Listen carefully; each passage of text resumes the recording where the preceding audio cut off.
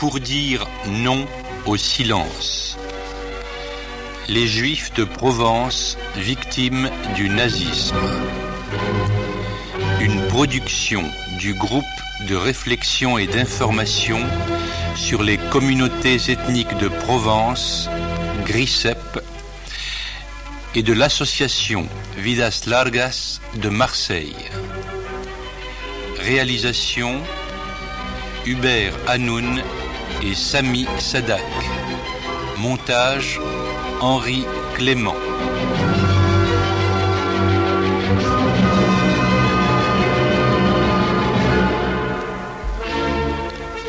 Les témoignages présentés dans les enregistrements sonores que l'on va entendre ont été recueillis de la bouche même de rescapés des camps d'extermination nazis en Europe où des millions d'êtres humains ont péri entre 1940 et 1944. Ces rescapés sont d'origine judéo-espagnole et vivaient tous en Provence et particulièrement à Marseille lors de l'invasion de cette région par les troupes allemandes en 1942. Dans un souci de la plus grande clarté possible, ces témoignages ont été regroupés selon un certain nombre de thèmes centraux touchant au drame de l'occupation de la Provence par les nazis et de la déportation des Juifs vers les camps de la mort.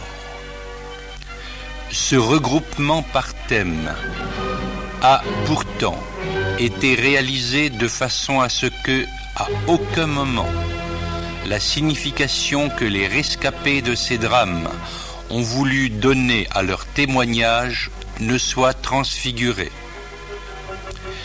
Les enregistrements initiaux ont été réalisés à Marseille les 15 décembre 1982 et 23 mars 1983 en présence d'une quarantaine d'anciens déportés.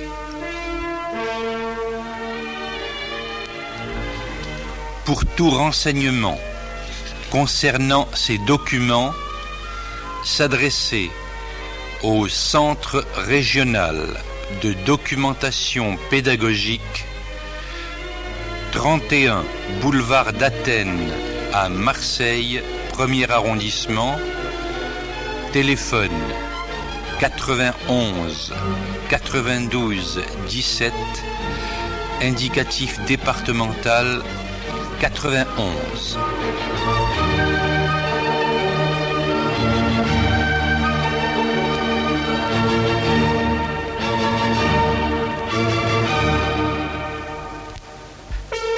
Déjà, avant le déclenchement de la guerre de 1939-1945, avaient apparu les signes annonciateurs des mesures antisémites qui devaient frapper les Juifs de France entre 1939 et 1944.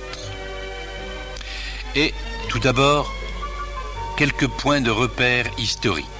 Nous sommes partis tout d'abord de la période qui a précédé la fin de la guerre, puisque la guerre a été déclarée en 1939.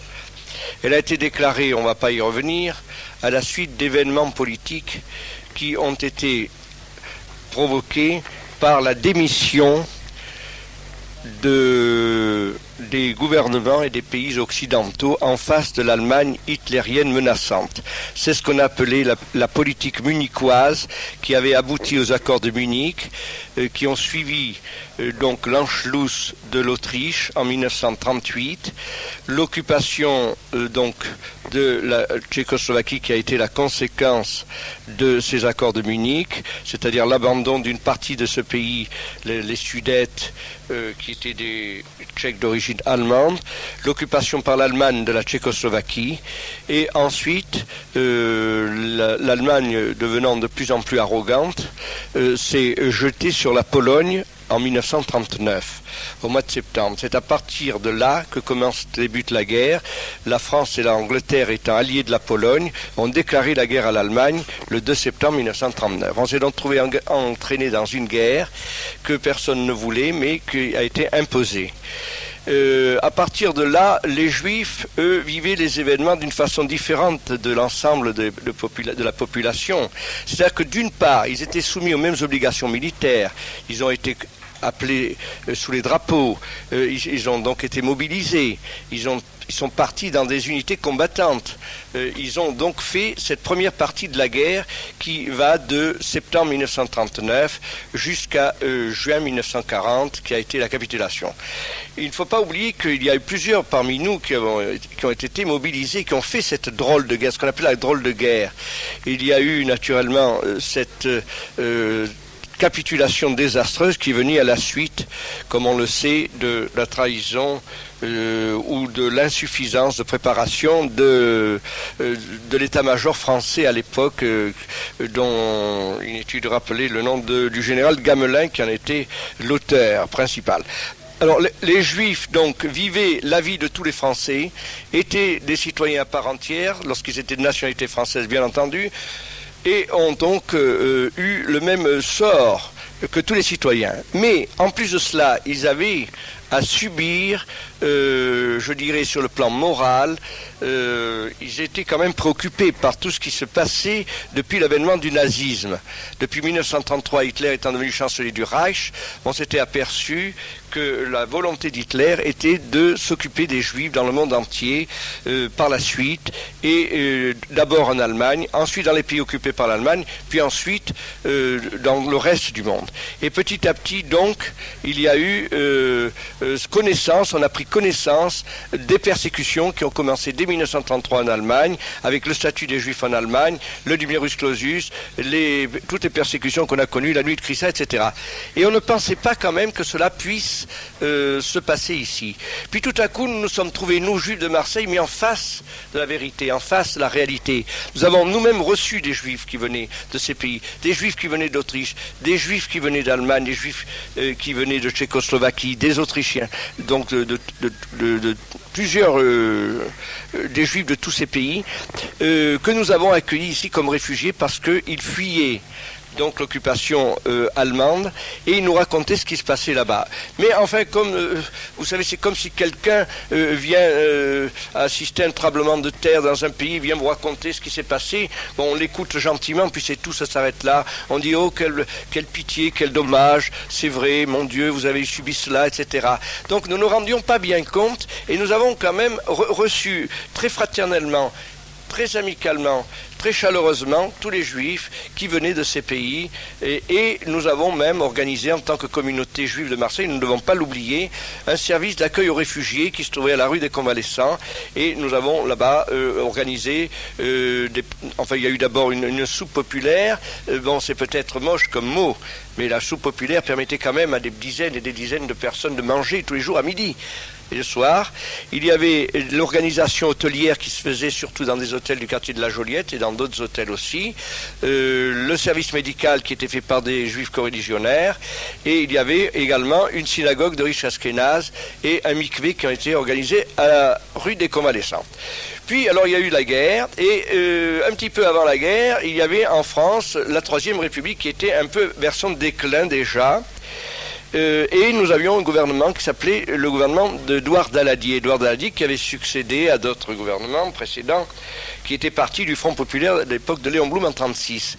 Et en 1939, Édouard Daladier, qui était président du Conseil des ministres, assisté par plusieurs autres personnages politiques d'origine radicale socialiste ou socialiste, ou même, je dirais, plus centriste, avait pris un certain nombre de décrets contre les réfugiés qui rentraient en France, parce qu'il y avait d'abord les réfugiés d'Espagne qui avaient pénétré en France dès la fin de la guerre d'Espagne, et ces réfugiés ont été internés par les Français dans différents camps, principalement dans la région pyrénéenne, et donc tous ces réfugiés étaient soumis à un régime déjà difficile pour une période, je dirais, que l'on appelait encore libérale. et jamais ces républicains espagnols ne pensaient trouver dans une France estimée et dite républicaine un service carcéral et concentrationnaire de cette forme. Malheureusement, cela a eu lieu et personne n'a rien fait pour les réfugiés républicains espagnols. Quand sont arrivés les Juifs, donc, qui étaient les Juifs des pays que je viens d'indiquer, qui provenaient des pays de persécution allemande, de régions soumis à la persécution allemande, eh bien, ces Juifs réfugiés ont été soumis au régime général des réfugiés. En plus, à partir de 2 septembre 1939, les Juifs qui venaient principalement d'Autriche, d'Allemagne et de Tchécoslovaquie, ont été considérés comme des réfugiés de territoire ennemi. Et alors, on les a donc mis dans les mêmes camps que les réfugiés espagnols, on les a donc internés. Et ils ont souffert pas mal de temps. Il y a eu, entre autres, près de Marseille, à Aix-en-Provence, au Mille, un camp où plusieurs, malheureusement, et nous avons des témoins ici, qui ont souffert. Alors, naturellement, là encore, on a essayé d'améliorer dans la mesure où, quelquefois, c'était possible d'apporter quelques aides, soit de médicaments, quelquefois, soit de vivres. Enfin, on essayait de se rapprocher de ces camps, mais inutile de vous dire que les gendarmes de l'époque de la Troisième République de M. Daladier étaient déjà des gendarmes très antisémites et qui, déjà, ne laissaient pas s'approcher des gens qui voulaient aider les Juifs dans ces camps, qui étaient d'ailleurs traités d'une façon extrêmement désagréable. Donc il y a eu cette période qu'il ne faut pas oublier. Par ailleurs, dès 1938, certaines mesures législatives annonçaient déjà et préparaient celles que devait prendre le régime raciste de Vichy. En 1938, nous avions en France, et en 1939 bien entendu, en 1939 surtout, nous avions un gouvernement de la Troisième République. C'est le dernier gouvernement. Parmi les derniers gouvernements, nous avions, pas le dernier, mais un petit peu avant le dernier, c'était M. Édouard Daladier qui était président du Conseil des ministres. Or, ce M. Édouard Daladier, qui était, rappelez-vous, pour ceux qui connaissent l'histoire de France, et nous étions jeunes mais nous l'avons vécu, à l'époque du Front populaire, c'est-à-dire en 1936, M. Léon Blum était le président du Parti socialiste SFIO, M. Maurice Thorez était le président du Parti communiste français, M. Édouard Herriot était le président du Parti radical socialiste, et ces trois partis avaient formé le Front populaire. Par la suite, M. Daladier est devenu, lui, le président du Parti radical, et M. Daladier est devenu par la suite Premier ministre. C'est plus pas Premier ministre, mais président du Conseil des ministres, parce qu'à ce moment-là, le titre Premier ministre n'existait encore pas. Nous étions sous la Troisième République. Et M. Édouard Daladier, lorsqu'il y a eu, d'abord, vous savez que M. Daladier, c'est celui qui a signé les accords de Munich. Or, ça vous donne déjà l'état d'esprit. Qui dit Munich, dit capitulation, dit déjà état d'esprit pour capituler devant les Allemands. Donc, avec cet état d'esprit, M. Daladier, lorsqu'il a été président du Conseil des ministres, a pris un certain nombre de mesures qui venaient à la suite de la fin de la guerre d'Espagne. La guerre d'Espagne étant terminée, il y a eu des réfugiés en quantité, vous savez, les fameux républicains espagnols, qui sont venus se réfugier en France, ils ont demandé le droit d'asile. Comme droit d'asile, on les a mis dans des camps de concentration tout de suite. C'était la première mesure, genre droit d'asile, enfin le type de droit d'asile que le gouvernement de la Troisième République a accordé. Bon. Et par la suite, pour se prémunir contre tout risque, on a commencé à prendre des décrets, des lois contre les réfugiés. Puis, bien entendu, la guerre se déclare en 1939, et en 1939, il y avait une psychose. La psychose, c'était, attention, les oreilles ennemies vous écoutent, les murs ennemis vous écoutent, etc. Donc tout le monde est ennemi, il faut se méfier des ennemis. Mais le mot ennemi étant pris dans un sens très large, tout ce qui venait des pays avec lesquels la France était entrée en guerre, c'est-à-dire l'Allemagne d'abord, mais tout ce qui était occupé par l'Allemagne, c'est-à-dire l'Autriche, la Tchécoslovaquie, l'Autriche depuis l'Anschluss de 1936, la Tchécoslovaquie depuis 1938 et la Pologne à partir de 1939, dès que les Allemands ont commencé à faire la guerre, eh bien tous les ressortissants de ces pays étaient considérés comme des ressortissants de pays ennemis. À partir de là, on a commencé à prendre des décrets. Et il y a un décret, ce fameux décret que j'appelle un décret scélérat, parce qu'on ne peut pas l'appeler autrement. Je l'appelle scélérat parce qu'il a été pris par un homme de la Troisième République. Sinon, je ne l'appellerai pas scélérat. Ça veut dire que c'est un décret qui allait permettre ensuite à Vichy de prendre des mesures extrêmement sévères contre les Juifs. Alors, Monsieur Nadjari, c'est un décret de 1938, donc avant la déclaration de guerre. C'est ça. Et nous allons d'ailleurs voir comment ce décret, par la suite, on en fait état pour nous recenser et pour nous arrêter. Alors, le décret est du 12 novembre 1938. Il est signé par M. Albert Lebrun, alors président de la République, bien entendu, et par M. Édouard Daladier, qui était président du Conseil, ministre de la Défense nationale et de la guerre.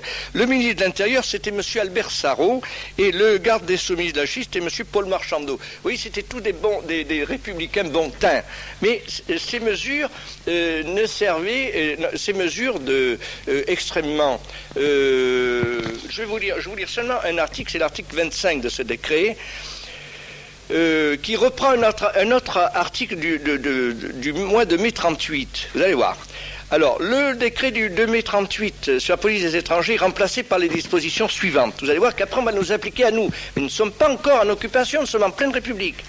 L'étranger pour lequel il sera démontré qu'il se trouve dans l'impossibilité de quitter le territoire français, bien qu'assujetti aux dispositions de l'article 8 et 9 du présent décret, pourra, jusqu'à ce qu'il soit en mesure de déférer, être astreint à résidence dans les lieux fixés par le ministre de l'Intérieur et dans lesquels il devra se présenter périodiquement au service de police et gendarmerie. Tout étranger visé à l'alinéa précédent qui, dans l'intérêt de l'ordre ou de la sécurité publique, devra être soumis à des mesures de surveillance plus étroites que celles dictées à l'alinéa précédent, sera astreint à résider dans un des cantons dont la désignation sera faite par décret et dont l'organisation sera établie par les ministres de l'Intérieur, s'il y a lieu, par le ministre des Économies. Les étrangers ainsi visés dans les deux premiers alinéas, qui n'auraient pas rejoint dans les délais prescrits par le ministre de l'Intérieur la résidence assignée ou qui ultérieurement auraient quitté cette résidence sans autorisation de l'Intérieur, seront passibles de l'emprisonnement de 6 mois à 3 ans, etc. Bon. Alors, excusez-moi, M. Nadjari, voilà. Cela signifie pratiquement que certaines catégories d'étrangers pouvaient être internés sur ordre de l'administration, souffrir d'un internement administratif sans avoir eu au préalable un quelconque jugement. Oui, exactement. C'était une mesure administrative. Il n'y avait absolument pas on passait pas au parquet avant d'être interné, d'être arrêté, là. Il y avait 2 gendarmes qui se présentaient chez la personne en question, on l'amenait, et puis c'est terminé. Et puis, ce fut la défaite de 1940 et l'installation à Vichy d'un gouvernement qui s'empressa de mettre en application contre les Juifs les mesures que l'on pressentait depuis quelques années. Puis arrive donc la guerre et la défaite.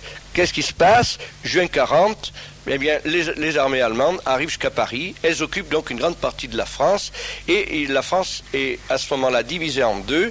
Et c'est le dernier ministère qui était celui de Paul Reynaud, qui remet ses pouvoirs à Philippe Pétain, un vieux maréchal qui était considéré en France comme un héros de Verdun parce qu'il faisait partie des anciens maréchaux de France. C'était un des derniers survivants. Il y avait Joffre, Foch et il y avait Pétain. Mais enfin, nous, dans l'histoire de France, lorsque nous étions petits et jeunes, lorsqu'on nous apprenait l'histoire de France, on voyait le maréchal Pétain comme un grand monsieur. On avait, je dirais, un peu de respect comme on en aurait eu pour les autres maréchaux. Et, ni plus ni moins. Puis tout à coup, ce maréchal arrive au pouvoir et il instaure un nouveau système de gouvernement compte tenu de la présence des Allemands. Et c'est ce qu'on a appelé le gouvernement de Vichy. Pourquoi? Parce que ce gouvernement qui d'abord était parti vers Bordeaux s'est replié sur Vichy et c'est à Vichy qu'il établit donc son siège dans les vieux hôtels de cette capitale du thermalisme. Et c'est là donc que l'on va retrouver réunis autour de Philippe Pétain, maréchal de France et président de ce que l'on appelait l'État français, une multitude de personnages extrêmement ambigus, certains qui sont je dirais des traîtres à l'esprit de la République, et nous avons retrouvé des gens d'extrême droite.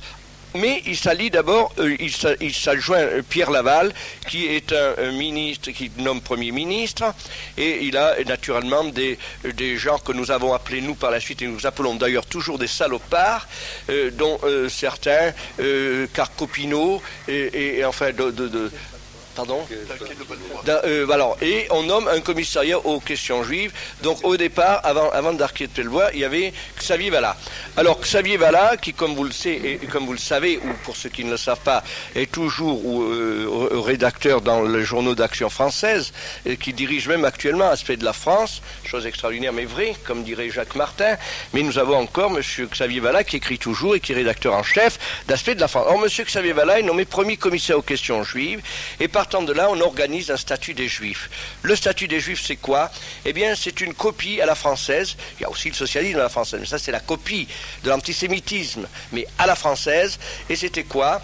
Eh bien, c'était la restriction de la vie des Juifs sur le plan social, économique, politique. Autrement dit, on arrivait à faire du Juif un sous-citoyen et on le limitait dans toute son action. Alors, il y a eu différents décrets qui ont d'abord empêché les fonctionnaires dans certaines administrations d'exercer leur travail. Donc, on a, je dirais, défonctionnalisé certains personnages, c'est-à-dire qu'on ne pouvait plus être fonctionnaire dans telle et telle administration, on ne pouvait plus être médecin, puis on ne pouvait plus être avocat, puis etc., on ne pouvait plus être presque rien du tout. À la fin, on pouvait encore rester un peu commerçant, alors on croyait que les commerçants allaient échapper, mais pas du tout. On a nommé des administrateurs provisoires dans leurs affaires, de façon que les affaires juives soient arianisées et petit à petit liquidées au profit est-il dit dans l'esprit et dans le décret, au profit de personnes ariennes. C'est-à-dire qu'on ruinait le juif pour donner de l'argent à d'autres personnages. Mais ces administrateurs aux questions juives n'étaient pas des personnes pêchées au hasard. On n'allait pas sur leur vieux port comme on pêche des petits poissons. Non, ces personnages étaient des volontaires. Il y avait un appel d'offres. On disait qui veut être commissaire aux questions juives, et il y avait une bande de salopards qui n'attendaient que ça. Alors, qui était commissaire aux questions juives? Quelqu'un qui était jaloux d'un juif, et qui se dit, tiens, au fond, pourquoi moi j'ai pas été commerçant, pourquoi moi je pouvais pas faire ceci? Et alors, il se présentait, et tout de suite, du moment qu'il était antisémite et qu'il était volontaire, on l'embauchait. Et il y a eu ainsi plusieurs centaines, plusieurs milliers de commissaires aux questions juives qui ont liquidé les affaires juives, qui ont ruiné nos coreligionnaires. Personnellement, mon affaire a été aussi administrée et ruinée par le commissaire aux questions juives. Alors, donc, il ne faut pas oublier cette période-là. Ensuite, que s'est-il passé? Il y avait, comme dans tous les gouvernements, et quels qu'ils soient, et quelle que soit leur obédience, qu'ils soient de gauche ou de droite, il y a toujours des petits remous dans les gouvernements. Et dans le gouvernement du maréchal Pétain, il y en avait aussi. Ce qui fait que de temps en temps, il y a des petits changements. Alors, on mettait quelqu'un, on a mis, à un moment donné, on avait même mis l'amiral Darlan. Puis après, on avait nommé un chef de la police appelé Darnan. Puis, on a changé le commissaire aux questions juives. Alors, c'était Darquier de Pellevoix.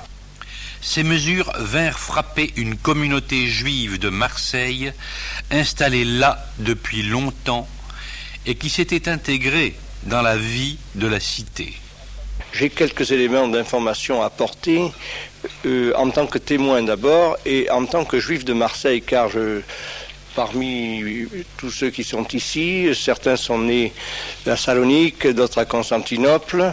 Moi, je suis né à Marseille, mais mes parents sont de Salonique, et mes grands-parents aussi. Ceci est important parce que, d'une part, nous avons gardé la tradition judéo-espagnole qui nous vient de nos parents, mais d'autre part, nous avons également vécu la vie communautaire juive marseillaise, à laquelle se sont intégrés nos grands-parents d'abord, nos parents ensuite, et nous-mêmes, qui sommes nés ici. Ce qui fait que nous faisons partie intégrante de cette communauté juive marseillaise, et nous en avons été, je crois, un chaînon avant la guerre en particulier, je dirais très positif, car il y a eu des associations qui ont existé, et dont il faudra peut-être parler un jour. Donc la communauté juive, très rapidement, de Marseille, à laquelle j'appartiens, était composée avant la guerre de juifs comtadins, 10 juifs du pape, juifs provençaux, 10 juifs du roi René, etc. Ils avaient des titres.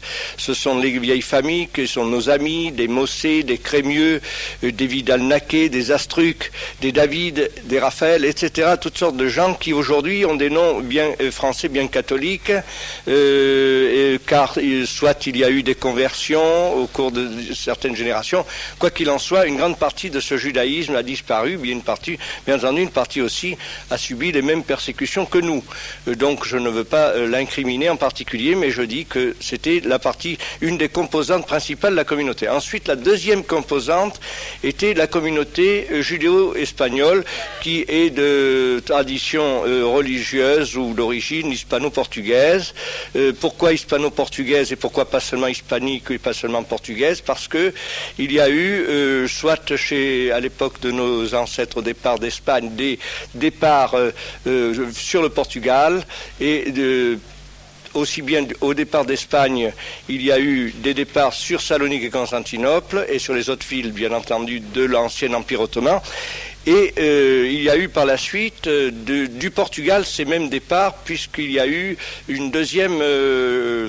un deuxième bannissement des Juifs du Portugal qui a suivi celui d'Espagne de quelques décades, de peu de temps. Il y a très peu de temps d'ailleurs que ça a suivi, il y a très peu de temps. Bon, alors très rapidement, tout ceci, c'est pour arriver à dire que nos communautés, donc, ont cette vieille tradition par le judaïsme, chanté en ladino, et une des principales associations qui existait avant la guerre, c'était le Bnei Mizra. Le Bnei Mizra, je tiens à rendre hommage ici à mon cousin Silvio Benveniste, dont le père Albert Benveniste a été le président de la Bnei Mizra jusqu'à la fin de cette association. Le premier vice-président était le père de notre ami Sam Bessudo, je tiens à le signaler, à l'honorer par la même occasion, ce qui prouve qu'il y avait bien la rencontre de Salonique et de Constantinople, car les uns venaient de Salonique, les autres de Constantinople. Cette association était extrêmement importante, on n'en a pas la notion aujourd'hui. Elle se réunissait pour les grandes fêtes de Rosh Hashanah, de Kippour et même de Pessah au salon Massilia à la rue Rousse de Brignoles. Il y avait des rabbins, il y avait des chazanim qui chantaient en ladino.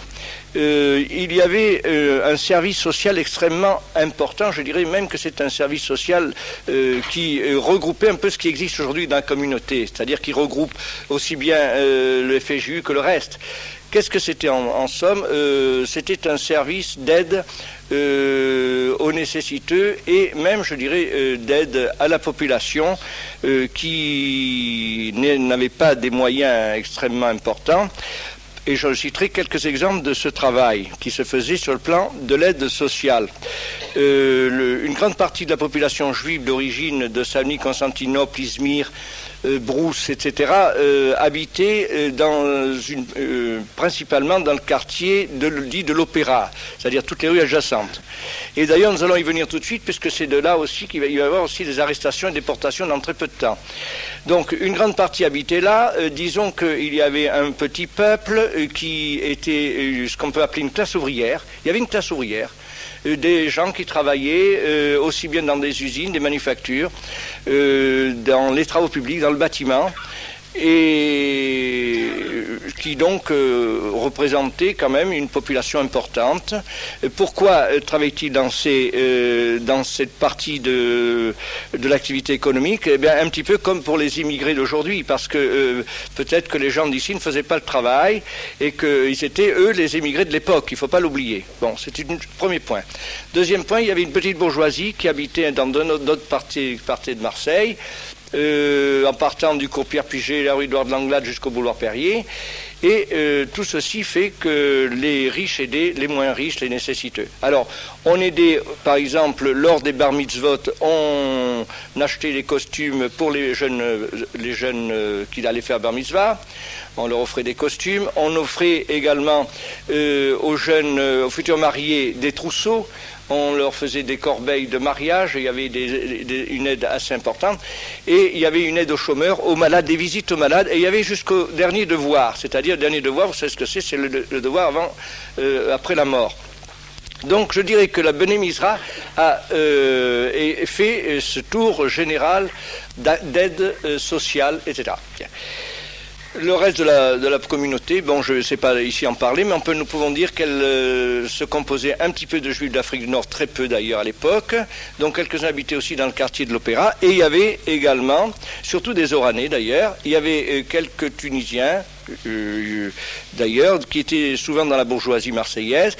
Il y avait très peu de Marocains. Puis il y avait ensuite quelques Alsaciens, et enfin quelques Ashkénazes qui ont commencé à venir à partir de 1933 jusqu'à 1939. 1939. C'est la mobilisation contre l'Allemagne. Comment les Juifs de Provence y ont-ils répondu? À ce propos de mobilisation, et pour rejoindre le propos de M. Nadjari, il faut dire que les Juifs, qu'ils soient français, bon ça allait un peu de soi, mais même étrangers, en 1939 n'ont pas hésité une seule minute. Mon père, mes oncles, qui n'avaient pas la nationalité française à cette époque, se sont engagés volontairement dans l'armée française pour la durée des hostilités. Et malheureusement, ils croyaient que cela était donc une preuve de leur patriotisme et de leur loyalisme. Malheureusement, la suite a prouvé que ça ne servait plus. Le frère de ma femme, Izzy Toledo, il s'est engagé dans l'aviation. Il s'est engagé dans l'aviation pour pouvoir échapper en tant que juif. Et alors, il est resté pendant un bon moment dans l'aviation. Pour une fois libéré qu'il a fait son service, il a été déporté.